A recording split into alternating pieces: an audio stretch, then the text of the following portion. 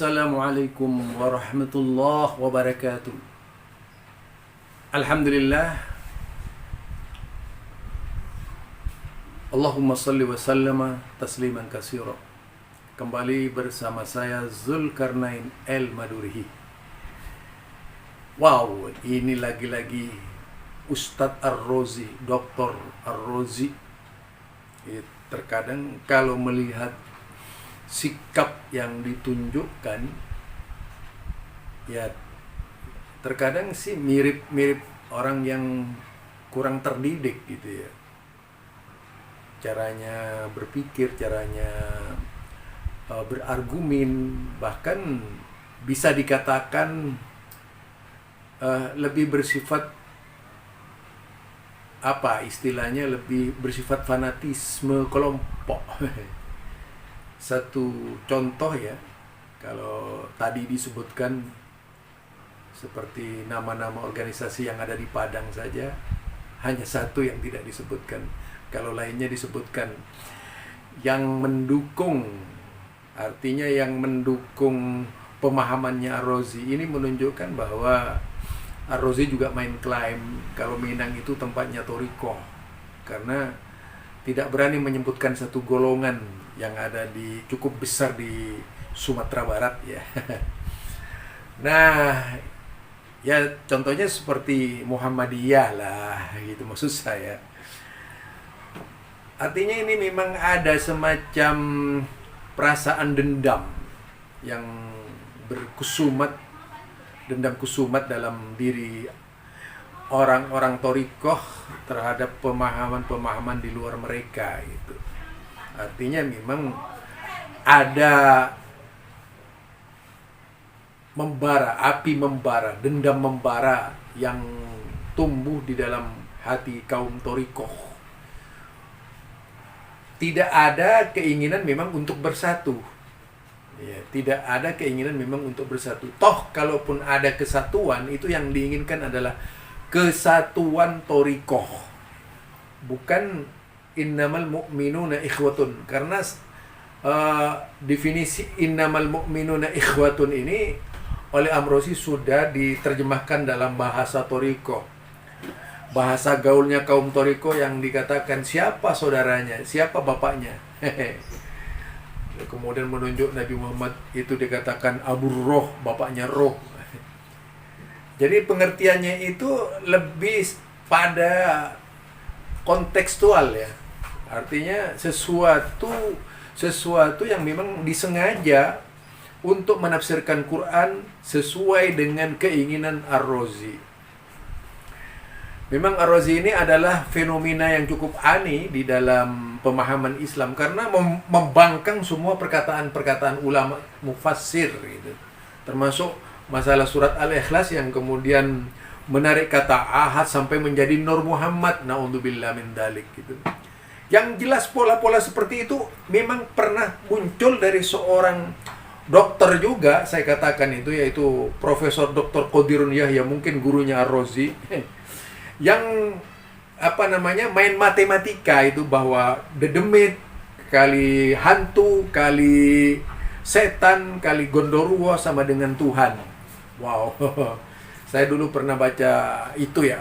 Tetapi memang yang ngaku-ngaku sebagai gurunya Bung Karno. Nah, itu saudara.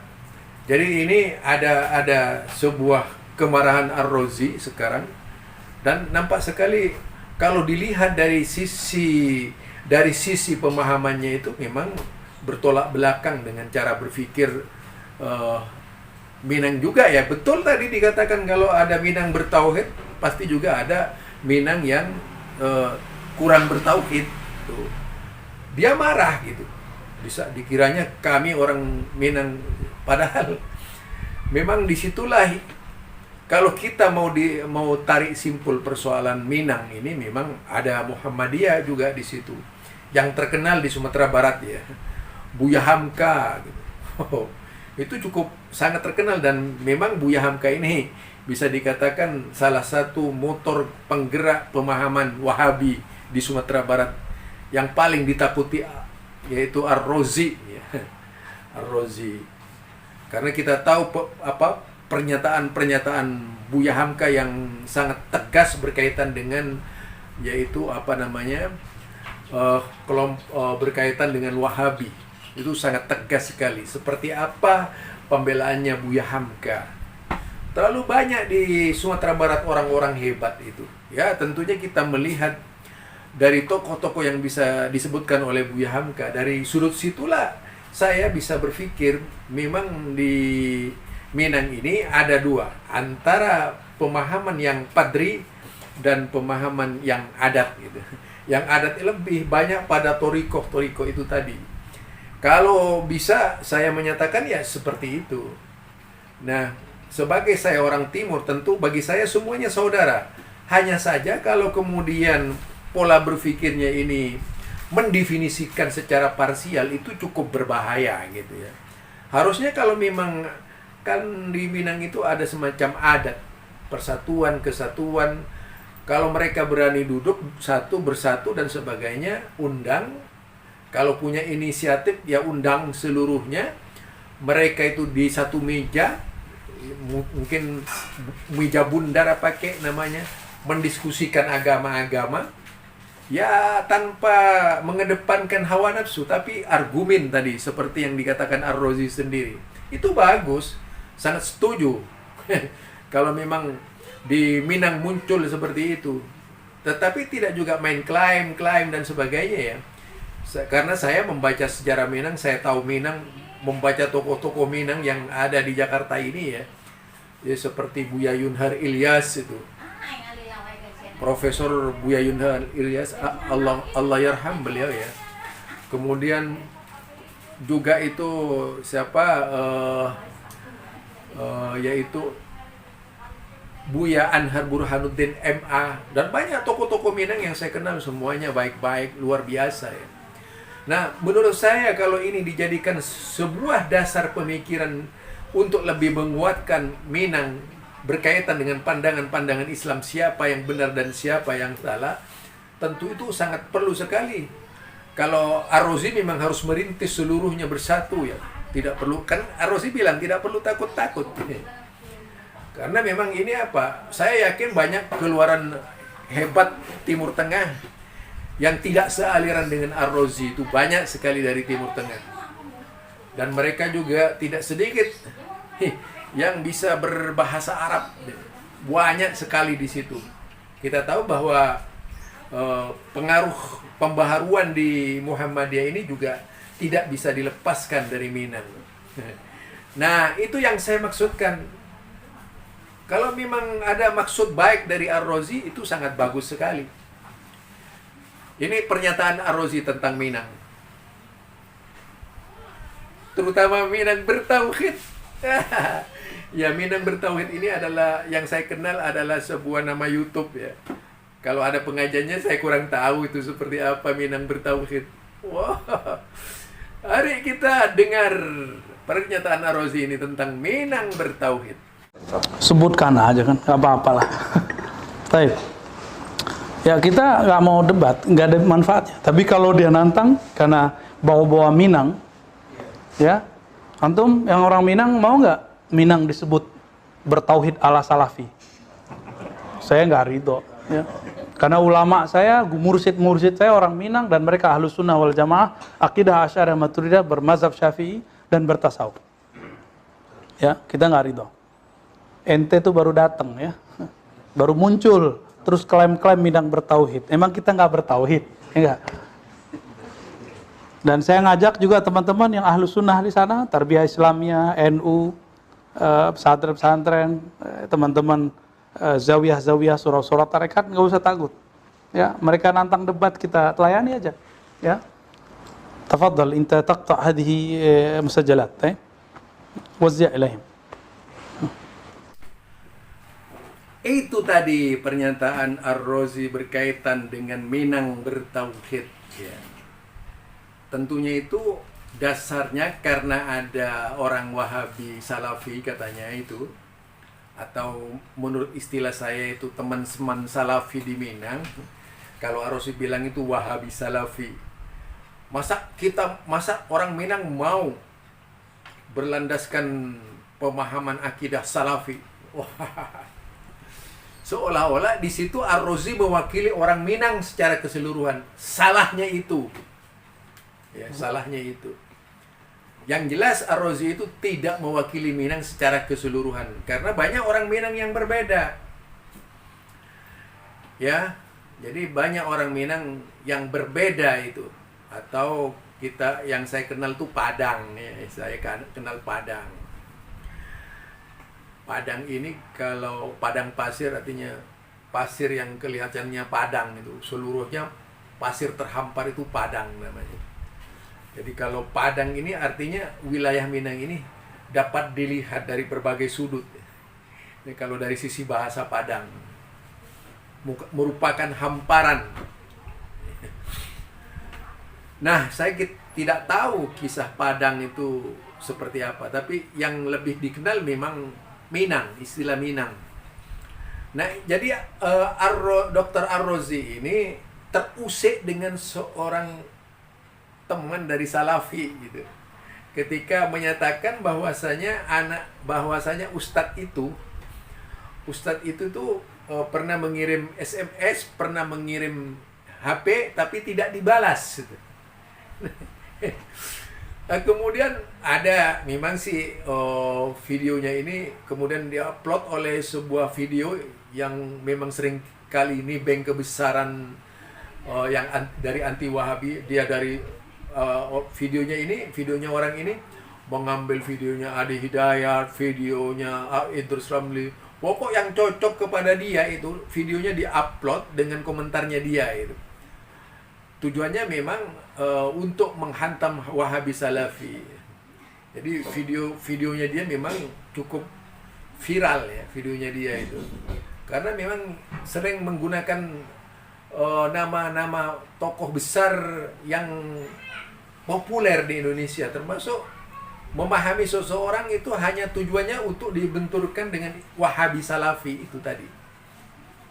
Jadi video ini memang YouTuber ini memang kerjanya cuman ya mengambil video-video orang yang tujuannya tidak lain dikanter dengan perkataannya dan senang kalau bisa mengadu domba orang-orang ini gitu. Itu YouTuber yang satu ini karena semua YouTube-nya orang tuh diambil. Tetapi ketika bahkan dibentur-benturkan gitu, termasuk Ustadz Adi Hidayat yang juga dari Muhammadiyah itu. Walaupun orang ini tidak tahu perbedaan pemahaman yang ada di dalam Muhammadiyah. Jadi YouTuber ini termasuk paling apa ya? Paling depan lah di dalam mempersoalkan Wahabi Salafi. Ya, kemungkinan besar Dr. Ar-Razi juga menjadi korban dari YouTuber ini gitu. Itu ya. Jadi ini gara-gara sesama Padangnya, sesama Minangnya tadi yang beraliran beda. Kemudian Ar-Razi, Dr. Razi itu mengatakan bahwa dikiranya orang Minang itu mau nggak dengan manhaj Salafi gitu. Artinya di sini Ar-Razi itu merasa punya umat banyak di situ. Merasa guru-gurunya itu ada ikatan dengan guru-gurunya dan sebagainya. Padahal dan yang disebutkan orang-orang yang memang itu lebih pada kelompoknya Ar-Razi semua. Jadi tidak pernah menyebut Muhammadiyah itu.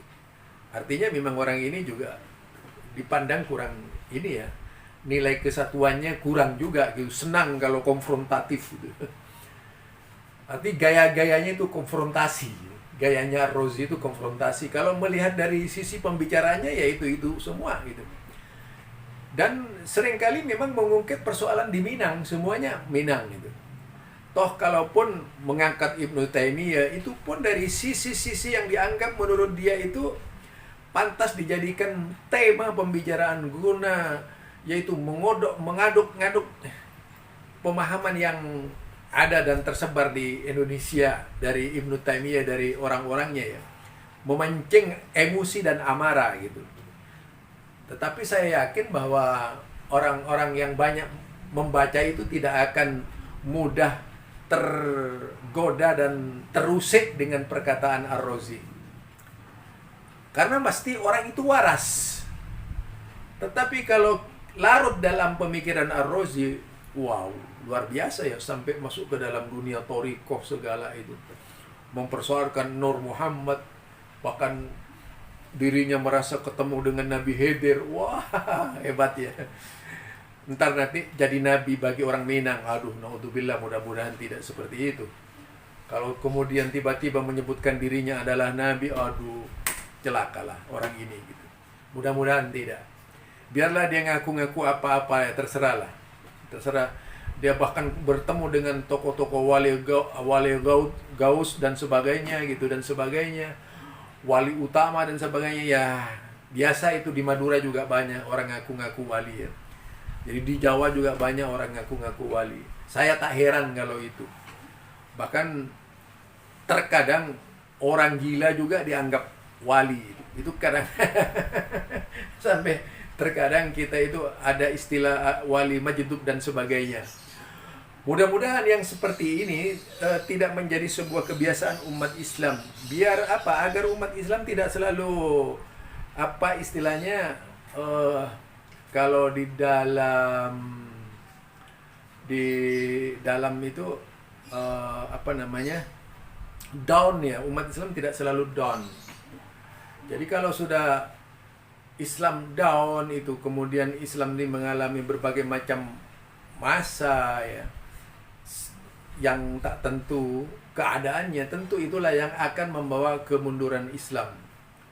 Jangan sampai istilah-istilah corona itu sampai menimpa umat Islam ya. Istilahnya bukan coronanya.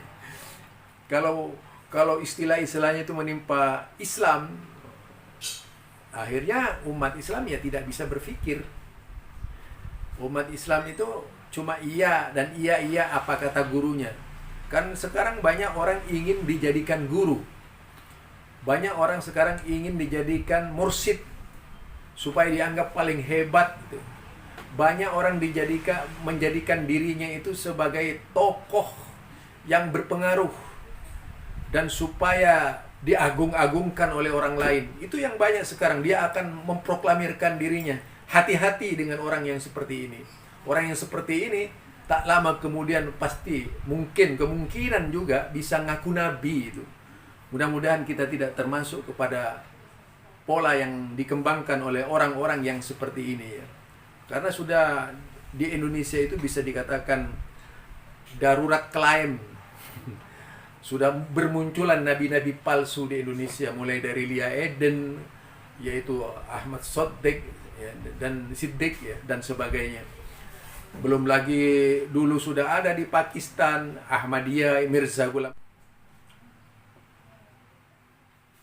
Artinya kita itu harus bisa menghindar dari klaim sesat menyesatkan ya. Karena yang demikian bukan memberikan keuntungan kepada umat, tetapi akan menjauhkan umat dari Islam yang sebenarnya. Islam yang tidak sesuai dengan ketentuan-ketentuan Allah. Islam yang jauh dari tangkai aslinya. Tentunya kita berharap menjadi penganut Islam yang sebenar-benarnya, yang berada di atas jalan Siratal Mustaqim, yang berpanduan Quran dan As-Sunnah, sambil menghindar dari segala bid'ah, dari segala yang dapat membuat tauhid kita ternoda alias syirik, dan tidak menciptakan penafsiran yang tidak terhadap Quran dan As-Sunnah. Menjaga diri supaya kita ini bisa menjalankan agama dengan sebenar-benarnya di bawah bimbingan ulama-ulama yang ahli, benar-benar ulama, dan bukan sekedar ulama-ulamaan. Ini saja barangkali. Subhanakallahumma wa bihamdika asyhadu an la ilaha illa anta astaghfiruka wa atubu ilaik. Assalamualaikum warahmatullahi wabarakatuh.